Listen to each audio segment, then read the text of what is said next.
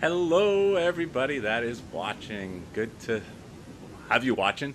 I am here tonight with Tim Evans. If you've watched our channel, you know who Tim is. Tim is the other half of Two Men and a Canoe, and we finally got around to doing our live chat. So, how you doing there, Tim?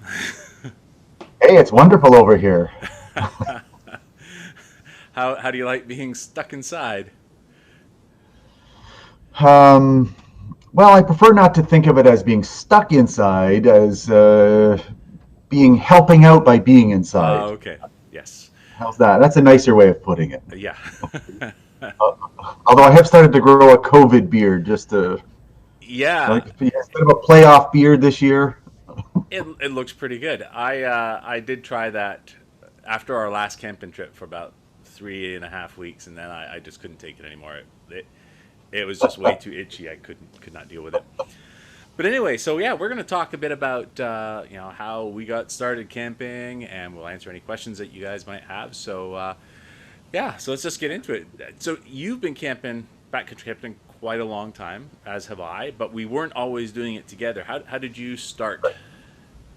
Well, I mean, ever since I was a teenager, I did the regular car camping, and that was just the way I always thought that's what it was.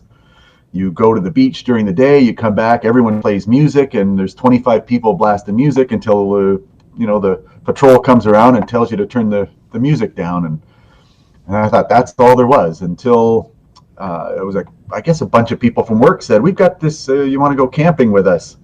Sure, why not? Well, we're going to take a canoe and it's going to be backpacking and portaging. And I went, I have no idea what that is, but I'm in. And so went once and I was hooked. I was Nice. like, this is the coolest thing ever. It was, you carry everything and get to one spot, and you set up camp and do all the gathering wood and everything, and then the next day, pack everything up and go to the next lake and do, repeat. And yeah, ever since that one time, was like, I want to keep doing. I'm never going back to car camping again. Nice. So was the first time a backpacking trip or was it a canoe trip?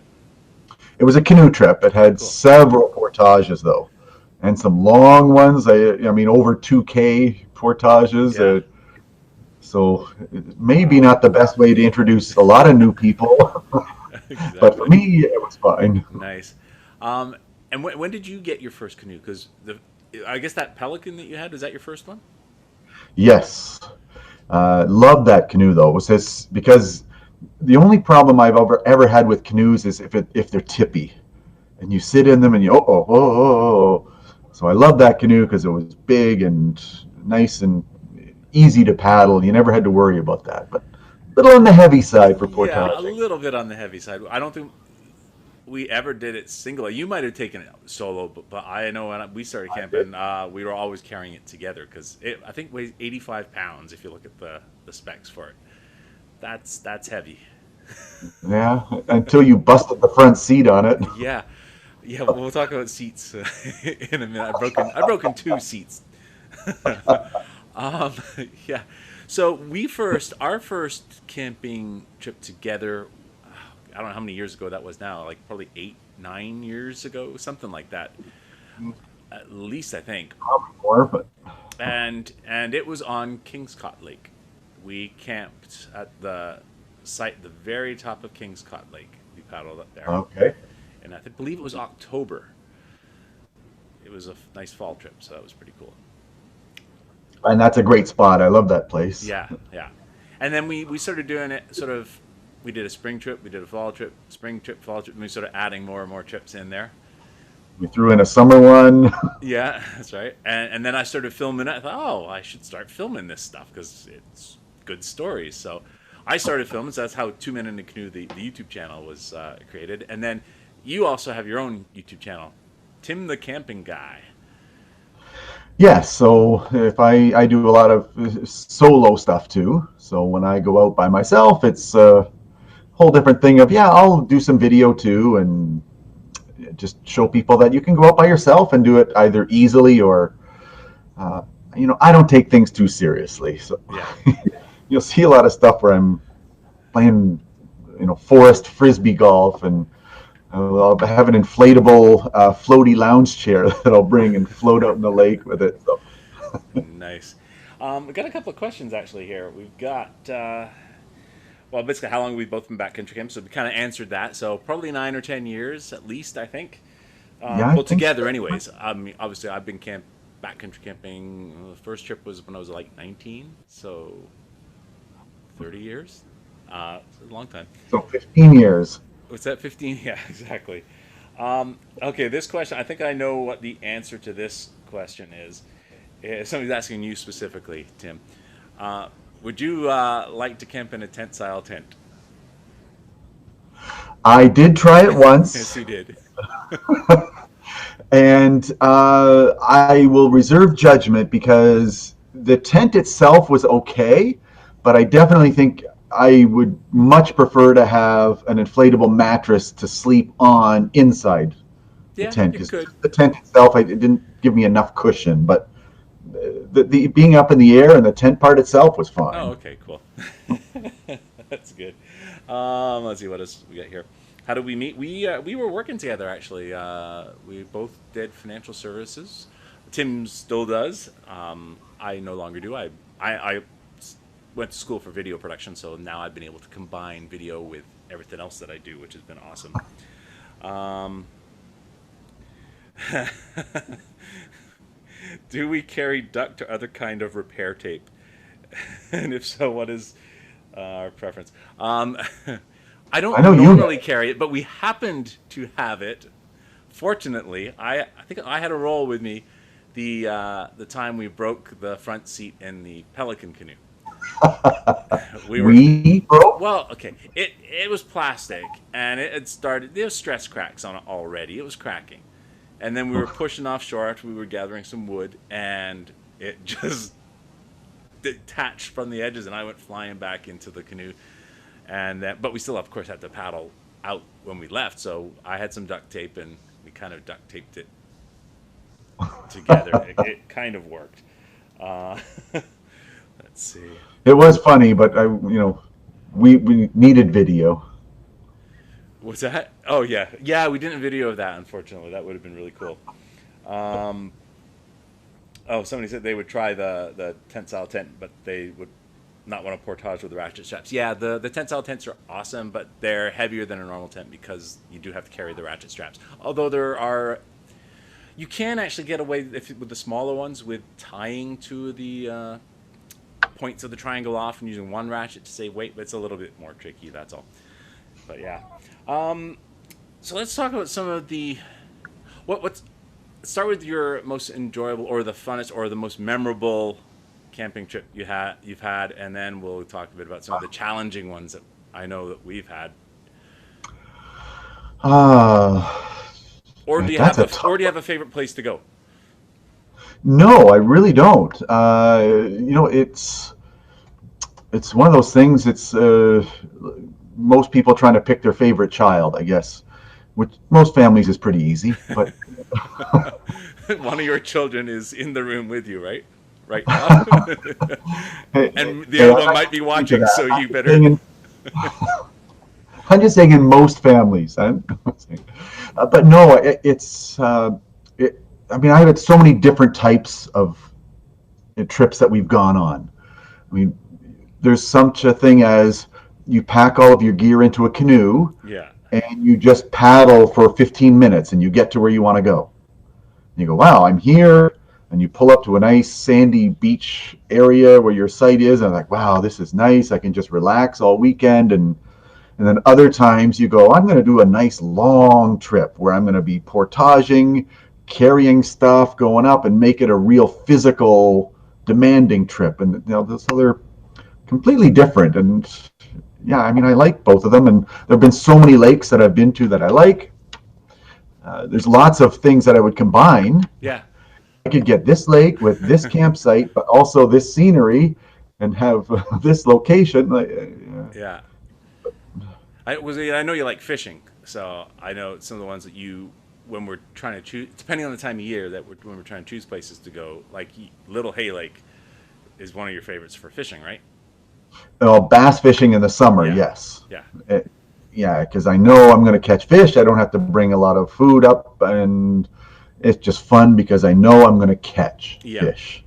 there's so many lakes that they stock with trout in different parts of wherever people are. There's lots of lakes around, but I just find personally when they do those trout lakes, you sit for 2 hours and go, oh, I'm not catching anything, and you might catch a giant trout, and it's wonderful, but I'd rather catch a whole bunch of little ones Yeah.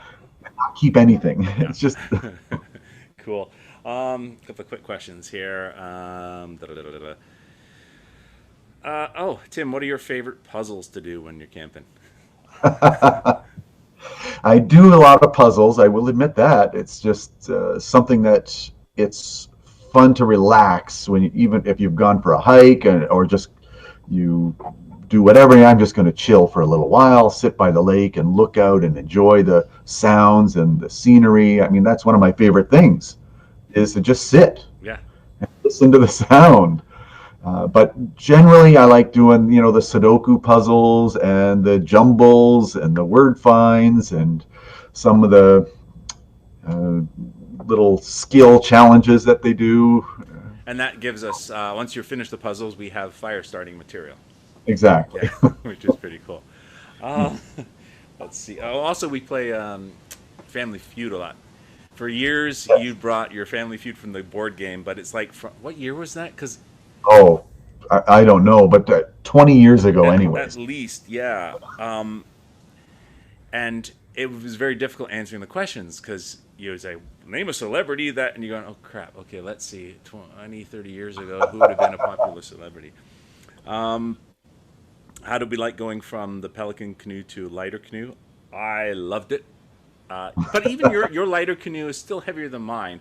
I think your green one, what's about 50 pounds, which is Oh, great. it's 35 or Oh, it's got to 36. be a bit more because I think mine is 36, 37. The one with the. Anyway, it's a lot lighter than. It's way better. I mean, you can do it two people or one person. And now I have that, and I'm dying to get out doing more backcountry solo in it. The cruiser, which weighs 25 pounds. It's amazing.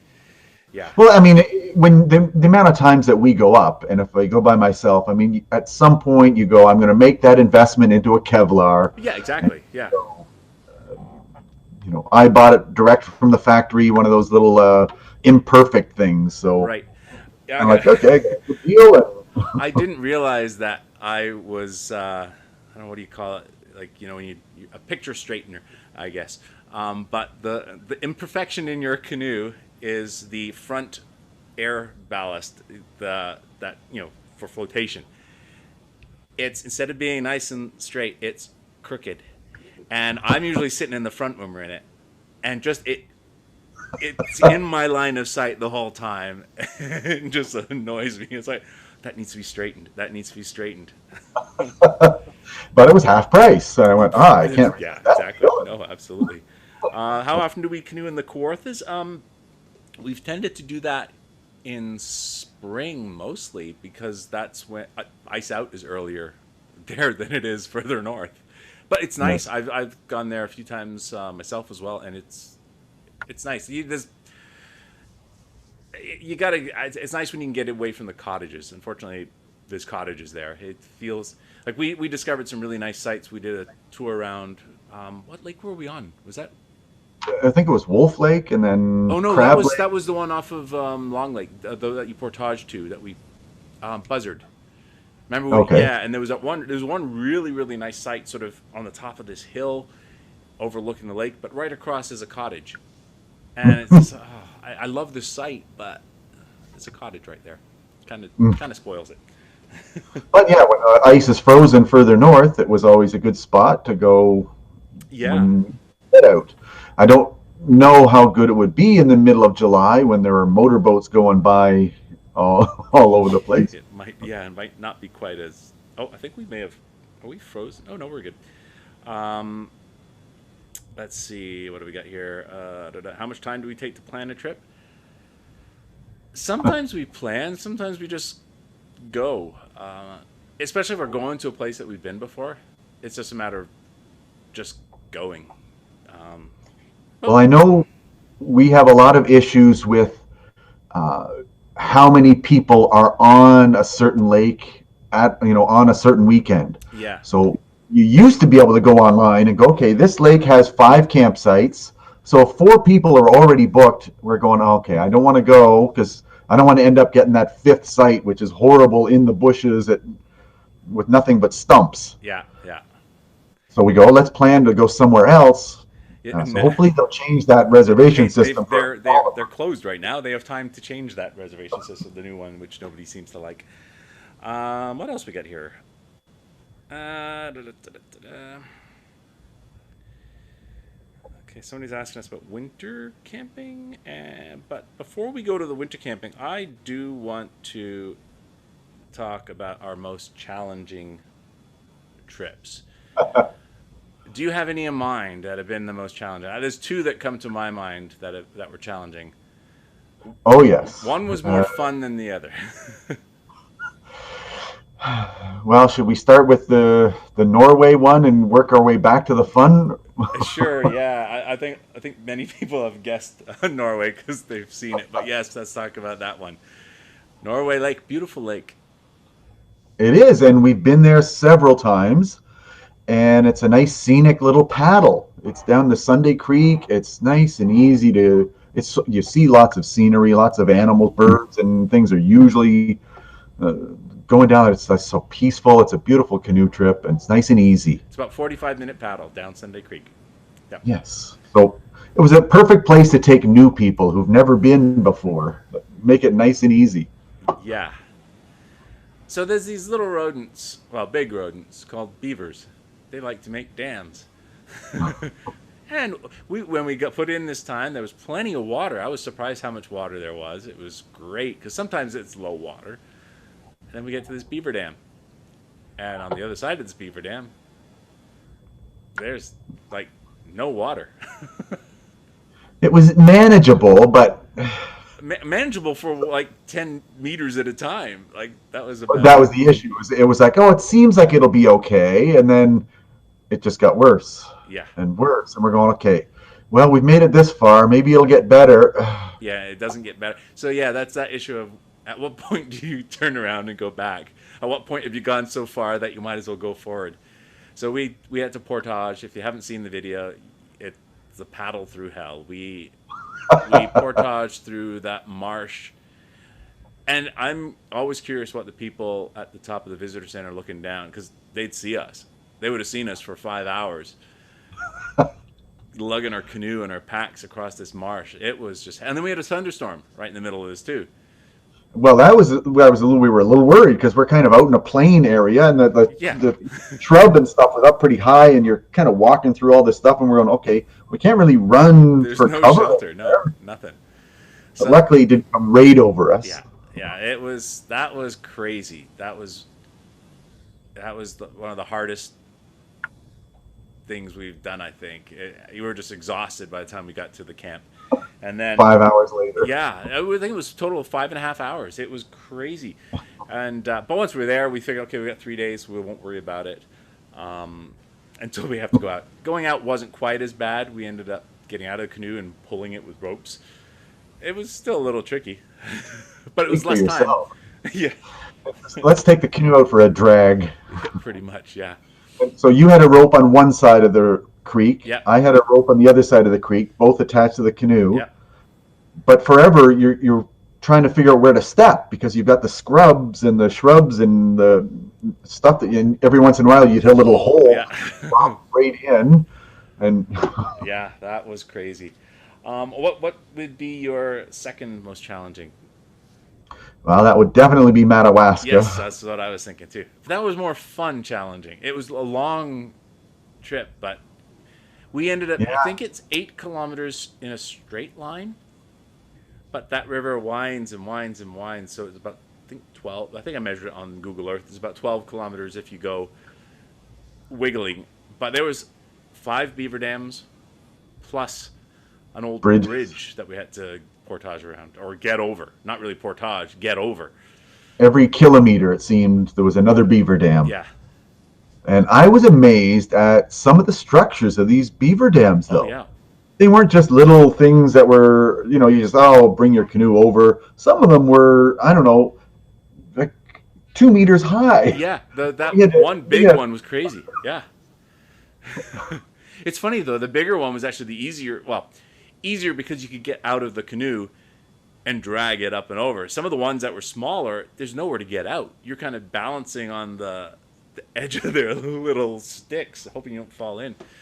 And We then, finally made it to the lake, oh, and the and then wind. the wind was howling right Oh at my us. god. Yeah, that was a tough one too. Yeah, that was tough. Oh, and that's the one also when we came out. We were after we stayed on Madawaska Lake. We were going to Little Hay, Right. and we put in there, and we hit the beaver dam, and then there was no water on the other side, so we could not get down that either. So we ended up going on to Cauliflower Lake. Yeah, we just went, okay, we'll back up and go to some other lake and just Yeah, find a spot somewhere. But that, we couldn't even portage around because that river just dried up and it was just it was mud everywhere. Yeah, you could not walk in it; you would just sink. Let's see. Any other questions here as well? Somebody saying, yeah, Vicky saying, get a skin frame canoe. Somebody talking about Buzzards, site 424, great site. Okay, yes. Oh, wait, hang on, there's a winter one here I wanted to answer. When we're winter camping, okay, here we go. Why is Tim so underdressed for the weather? T-shirts, open coat. Well, let me just say, put it in perspective.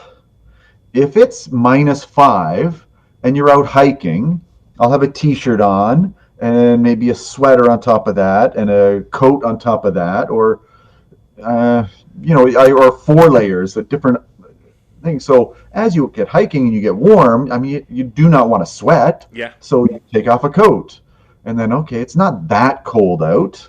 So you start to get really hot, and okay, I'll take the next layer off, and eventually, yeah, it might be down to short sleeves, but not all day. I mean, I'm not crazy when it's minus 30s.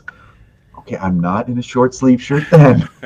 You are generally warmer, I think, than I am in even just sitting around. So you're okay often sitting around at camp and just again, not if it's -30, but in your sweater where I'll have my jacket and a fleece on still. But ironically, you find it worse in the morning getting up than I do. Yeah, beyond about -15, then it gets harder to get outside because I'm just so nice and toasty warm. I get a nice warm sleeping bag, so I'm just in there going, "Oh, this is so nice." And oh no, I don't want to get out into that. I just want to stay here just another hour. Okay. Another question for you, Tim. What's your favorite method of starting a fire? You like trying all sorts of different ways. I do. I guess, I mean, my favorite method, I think, is magnifying glass. I just think that's so much fun. It is. I'll tell you, the problem with that, there's one big glaring problem with magnifying glass fire, and that's the fact that you don't often need a campfire when the sun is nice and high in the sky. When you need it, it's when it's getting towards dusk and the sun is setting and there's not enough rays to start it, so you have to start it early. Well, I remember how impressed you were when I started the fire with a magnifying glass in the thunderstorm. When did you do that? Okay, maybe that didn't happen, but I was thinking, did we have a thunderstorm where the sun came out after it? the fact that you thought I could do that, I'm impressed with. Exactly. So we actually did. Okay. What's your most epic or most difficult gear fail? I don't know if the canoe seats breaking. I think. Now this wasn't that your gear failed, but it was the time you forgot your sleeping bag. Oh, And that was early spring, I believe. And yes. you had a tarp to sleep in. Yes, I do remember that. You- That was in the early days.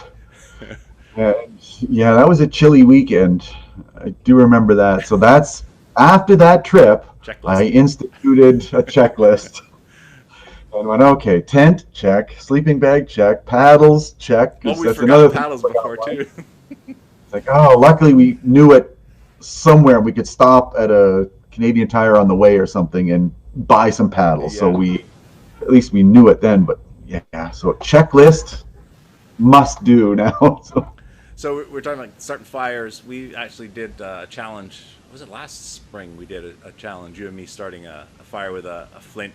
So we yeah. both watch Survivor. We're Survivor fans. I know some of you that I've talked to also are Survivor fans. Uh, we haven't done on my old YouTube channel. We used to do Survivor reviews every week, which was a lot of fun. We haven't done that in a while, so I might as well ask you now, since you're here, what are you thinking of this amazing season of Survivor? Winners at War, 20 winners back.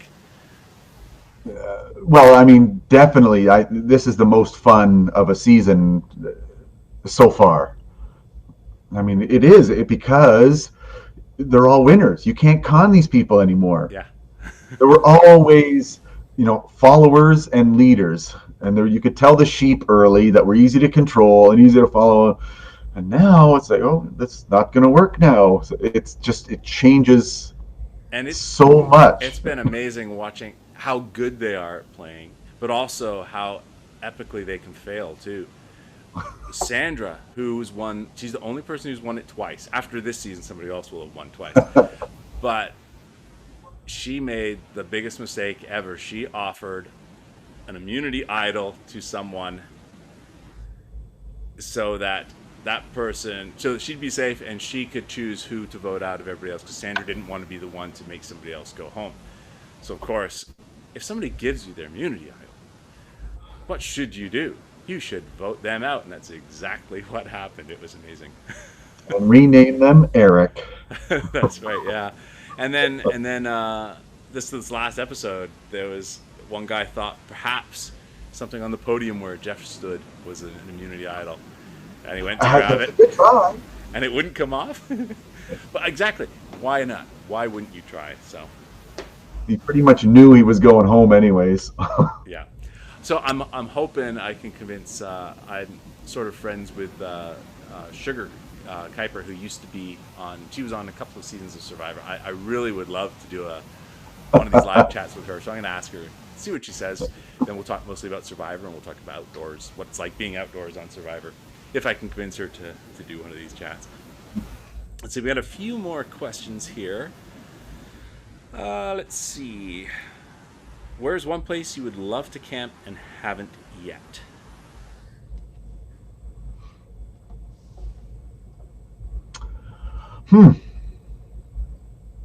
I don't know the answer to that question. I don't think I have a specific place. I mean, it would be nice to go, hey, let's go to one spot in every province, in every territory, and let's make a list and do one. But I don't think I have a specific destination in mind. Right. I I've mentioned this in, like, I think every single one of these live things I've done, but Pakasaw National Park. I got to get you up there. That's hiking though, so you've got your knee hurt right now, so you probably wouldn't be able to do that. You could paddle it too, but then you're on Lake Superior, and that's a little bit tricky.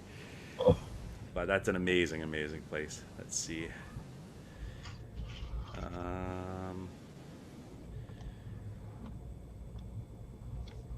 Somebody's saying I had a gear fail with my little toboggan. Yeah, those little red toboggans that we first used winter camping.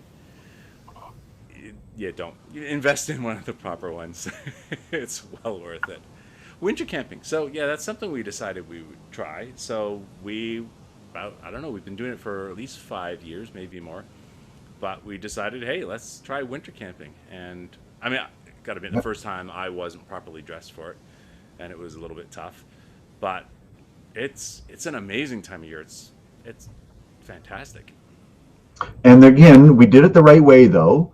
That the first time we went winter camping, we went to the campground itself. Yes. And, okay, we're going to start at a campground, so we can just drive our car there, set up tents right there, and it's really not that daunting. Yeah, and really shouldn't get in trouble. If you get cold, you can go in your car, or you can go to the comfort station. You're like, it's safer, a lot safer. Then we went from there and hiked out along some trails and went, okay, maybe we could go here, if we wanted to go backcountry in the winter Yep. and explore that way and find areas that we could go that's not too far away. Yeah.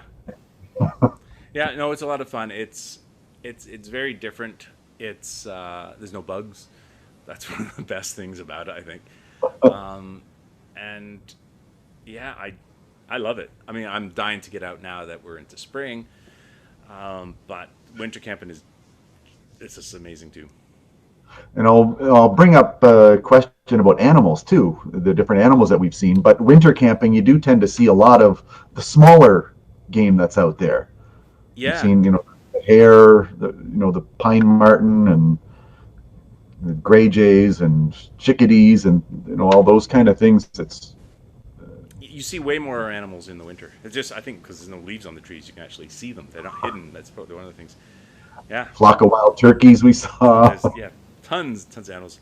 Um, Somebody's asking, oh, the banner, the canoe that's in the banner of the YouTube channel. Yes, that is a Swift Prospector. That's one we used in the first episode of season 2 of Get Outside. That was lent to me. I have a blue one, but the red looks amazing out in the forest. Um, Somebody's asking, what's one piece of gear we would not want to go camping without, excluding our tent and sleeping bag? So, do you have a piece of gear that you always take or you wouldn't want to leave, or your favorite piece of gear? Yes, Yeah. absolutely is my folding chair. Ah, yes. Because some people, you can go camping without a chair, and sometimes they'll have rocks or little wooden logs that you can sit on. No, once I got that nice big chair to sit on, it's got little holders for your newspaper and all those things. That chair goes with me, no matter how long the portages are. Yeah. I did get I bring one too, just a cheap one, but I do now have a couple of the smaller ones that fold up. And if we're going to be on a long portage, in winter I bring my old crappy one because it sits in the snow better. But the small ones are great because they're a lot lighter. That's for sure. And then But second on the list would be my zero gravity lounge chair. yeah, As long as the portages aren't too long, that thing's great to just sit out. exactly. Yeah. Let's see. What else? There was something else. You know what? A good tarp is is something I like. I don't always put it up, but it's good to have it. I mean, it saved us when we went to Sproul Lake. Was that spring or fall? Last year. It might have been spring, was it? Yes, it would have been. And we arrived at the campsite and it just No, started to we pour. went in the fall. Okay, it was the fall then. Yeah, it was the fall. Yeah. Um, we had just enough time to put up the tarp, and we ended up sitting under it for quite a few hours, waiting for the rain to go away. And then when I was in Puckasaw, I went up with my friend Emily and her really cute dog Moose, and we arrived at a site the second day, and you could see rain coming. So I set that up, and glad I did it. Like instantly, once I got it up, it just downpoured. So a good tarp is worth it. I mean, It's one thing if it's just going to rain for a little bit or even a thunderstorm come through and roll out. But if we've seen the weather forecast and it's calling for 10 hours of rain, yeah. you need a tarp because otherwise you're. I do like when I use my tent style tents as well because you can sit under them. They act as a tarp as well as a bit of a shelter there if you put it up high enough. I like it when I do the double decker version, and then you can actually put up some like they're basically small tarps. They call them walls on the corners of the tent to stop wind blowing the rain in. And then you can actually just lounge about under the tent, and that's nice too when it rains. So I was just talking about the winter animals that we've seen. Hmm. So what about the summer animals? What have we seen? Summer deep beavers. I've seen otters. Remember in Barron Canyon? Oh, that's a place I absolutely love. Love Barron Canyon. There was a family of like 5 or 6 otters came. I heard this chirping, and there was these 5 or 6 otters swimming right by and looking at us, and yeah, it was really cool. See beavers. We've seen moose. We've seen bear. Finally, in all the Yes, years that but I've been camping, I haven't seen bear until this year. well, and the very first time I went solo camping, I went in the fall, and I was just going to backpack and bushwhack to the campsite. And I was coming up to the road right near where we were putting in, and I saw a young cub run Oh, across the road. nice. And 2 minutes later, I got to the parking spot and I looked around and there were no other vehicles. I'm the only person there, and I'm thinking, I'm going to bushwhack. And I just saw a little cub. Yeah, that one we saw from the canoe was good because we were downwind and we had plenty of time to watch it. It didn't know we were there. And then the one I saw later near Kings on Kingscott, that was when I was walking on the trail, and it just, as soon as it heard us, it took off like a cannonball through the forest. So that gave me confidence not to worry about them because that's typically what they're going to do. In the hydro lines, we saw one there. But the moose was Yeah, was kind of neat because we saw it like not that far away. It was a little pond. yeah, it was across the other We were side. looking- One thing if you see it on the side of a highway, but Yeah, yeah, actually see it out in nature. it's awesome. Somebody's asking We've me. here Oh, heard wolves nice and close. yeah, yeah. Somebody's asking me if I could take one camera, which would it be? That's actually something that's been really tricky for me because I sometimes bring too many cameras. And then you always have the wrong camera out at the time. Or you end up using each camera less because you just can't decide. So lately I've just been taking, I have a Sony Handycam with a good little mic on top. I use that on a lot of the trips now, along with my cell phone. I sometimes bring I have a little pocket gimbal thing as well. It depends on the trip. If I know we're not doing too many portages, I'll bring a couple of cameras so I can do different things. But a lot of the time it's just that. And there has been trips where I just took the cell phone. In Pakistan, I just took my cell phone because I think actually no, that's not true. I took a GoPro as well and my little gimbal, but they're small as well. That's the other side of it that most people don't quite understand too. If you're doing a lot of videoing, and I know when I'm going on a solo trip especially, Hmm. so you have a tripod, Oh yeah, and okay, I'm gonna walk way up there, set the tripod up, get the video rolling, walk way back again, yeah, then catch you yeah. going up. I'm sure everybody's watched Survivor Man, and every time I do that, I think of Les Stroud having to do that with his shots. We don't do it as extreme, obviously. I'm getting asked how physical or challenging or physical was the trek I did in Pakistan. How many kilometers? Pakistan is it's rather tough. It's You're going up and down really steep, rocky hills. I don't know if they qualify as mountains or not. They feel like mountains. Um, and I think first day we did close to 15K maybe, or maybe a little less than 15, and another 10 or 12 the next day, I think, and then back. But our first 2 days were up and down these rocky hills in the rain, which made it way harder because everything is so slippery. You know, your sales pitch is just terrible. I know. No, but it's worth it. Oh my gosh. Like it's okay. You go on a trip where everything is beautiful and sunny and Okay, great. It's nice okay. when you're there, but what story do you have to tell? There's no story to tell. We had a great trip. Yeah. The ones that have the challenge, like our Madawaska and the one down Sunday Creek, makes interesting stories. Now, it's one thing if you're filming it, you've got to remember to film when you don't feel like it, because that's the interesting stuff.